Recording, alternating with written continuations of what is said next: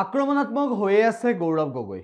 গৌৰৱ গগৈয়ে সমালোচনা কৰিছে। গৌৰৱ গগৈয়ে আকৌ এবাৰ কংগ্ৰেছৰ সাংসদগৰাকীয়ে আকৌ এবাৰ মুখ্যমন্ত্ৰী ডক্টৰ হিমন্ত বিশ্ব শৰ্মাক আক্ৰমণৰ লক্ষ্য কৰি লৈছে। কংগ্ৰেছ মুখপাত্ৰক কৰা গ্ৰেপ্তাৰ সন্দৰ্ভতো প্ৰতিক্ৰিয়া ব্যক্ত কৰিলে সাংসদ গৌৰৱ গগৈ। অসমৰ মুখ্যমন্ত্ৰীয়ে আমাক অৱগত কৰালে যে পৰৱৰ্তী দিনত অসমৰ জনসাধাৰণক এটা আহ্বান জনোৱা হ'ব যে আমি সকলোৱে মিলিজুলি ও মোৰ আপোনাৰ দেশ আমি নিজৰ গীতটো আমি প্ৰদৰ্শন কৰোঁ। এইটো আমি ষ্টেট এন্থেম, এইটো আমি সকলোৱে গৌৰৱ অনুভৱ কৰোঁ আৰু ইয়াত আমাৰ কোনো আপত্তি নাই। কিন্তু যোৱাকালি যি আমাৰ উৎসৱ দৌল উৎসৱ, সেই দিনাত আমি দেখা পালোঁ যে বৰ্তমান চৰকাৰে এটা চৰকাৰী অনুষ্ঠান পাতিলে। যি সময়ত অসমৰ বিভিন্ন সত্ৰত মানুহবোৰ সত্ৰত সোমাই গোহাঁই গাঁৱৰ ভিতৰত ঘূৰাই আকৌ সন্ধিয়া ভাগত গোহাঁই সত্ৰৰ ভিতৰত সোমাই সত্ৰৰ ভিতৰত যায়, সেই সময়ত এটা বিশাল চৰকাৰী অনুষ্ঠান আয়োজন কৰা, য'ত কেন্দ্ৰীয় গৃহমন্ত্ৰী অমিত শ্বাহ ডাঙৰীয়া নিজে তাত উপস্থিত। মই ভাবোঁ আমাৰ অসমীয়া সংস্কৃতিৰ প্ৰতি অপমান, আমাৰ জাতীয় উৎসৱ দৌল মহোৎসৱ প্ৰতি অপমান, আৰু এই ক্ষেত্ৰত বৰ্তমান চৰকাৰে ক্ষমা বিচাৰিব লাগে।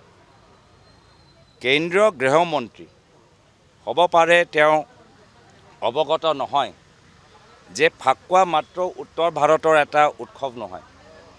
আমাৰ শংকৰী পৰম্পৰাত ফাকুৱা দৌল মহোৎসৱ আমাৰ কাৰণে এটা গুৰুত্বপূৰ্ণ উৎসৱ, এটা আমাৰ জাতীয় উৎসৱ হিচাপে আমি পালন কৰোঁ।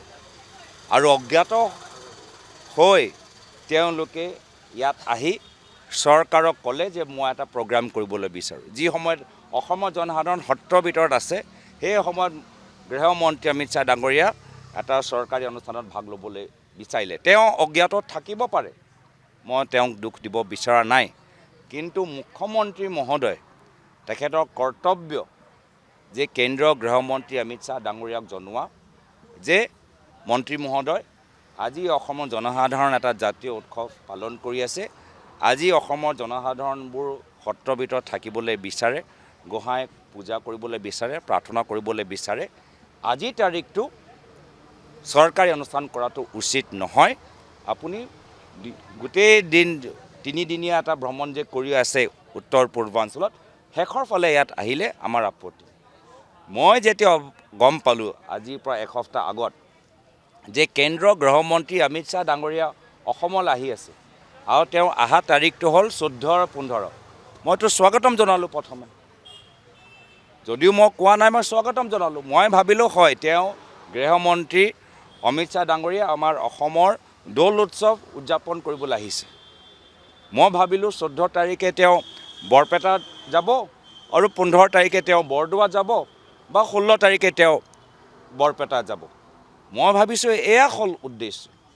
কিন্তু আমি দেখা পালোঁ যে যি সময়ত অসমৰ জনসাধাৰণ সত্ৰৰ ভিতৰত আছে, এটাও সত্ৰ তেওঁৰ ভিতৰত নগ'ল। যি দলে অসমীয়া পৰম্পৰাৰ ওপৰত আমাকহে পৰামৰ্শ দিয়ে, যি দলে জয় শ্ৰীৰামৰ ধ্বনি দিয়ে, আজি হৰে কৃষ্ণক পাহৰি গ'ল। আজি হৰে কৃষ্ণক পাহৰি গ'ল। তেওঁলোকৰ কাৰণে জয় শ্ৰীৰাম মূল্যৱান, আমাৰ কাৰণে হৰে কৃষ্ণ হৰে ৰাম আমাৰ কাৰণে মূল্যৱান। তো এই যে অপমান কৰিলে, মই ভাবোঁ তাৰ বাবে বৰ্তমান বিজেপি চৰকাৰ আজি তেওঁলোকে অসমৰ জনসাধাৰণৰ পৰা ক্ষমা বিচাৰিব লাগে। যিসকলক বাধ্য কৰাই সেই সভালৈ মাতিলে, তেওঁলোকে সত্ৰত যাব নোৱাৰিলে, তেওঁলোকৰ পৰা ক্ষমা বিচাৰিব লাগে। আৰু বৰ্তমানৰ এই যোৱাকালি অনুষ্ঠানৰ পৰা আমি গম পাই গ'লোঁ যে অসমীয়া পৰম্পৰাতকৈ বেছি গুৰুত্বপূৰ্ণ হৈছে যে অমিত শ্বাহ ডাঙৰীয়া সন্তুষ্ট হ'ব লাগে। মুখ্যমন্ত্ৰী হিমন্ত বিশ্ব শৰ্মা ডাঙৰীয়াৰ বাবে অসমীয়া সংস্কৃতি পৰম্পৰা, শংকৰী কলা কৃষ্টি পৰম্পৰা ৰক্ষা কৰা গুৰুত্বপূৰ্ণ নহয়। তেখেতৰ বছ, তেখেতৰ গুৰু কেন্দ্ৰীয় গৃহমন্ত্ৰী অমিত শ্বাহ ডাঙৰীয়া সন্তুষ্ট হ'ব লাগে। যিকোনো খবৰৰ বাবে যোগাযোগ কৰক 7099017330 লগতে 7099017110 নম্বৰত।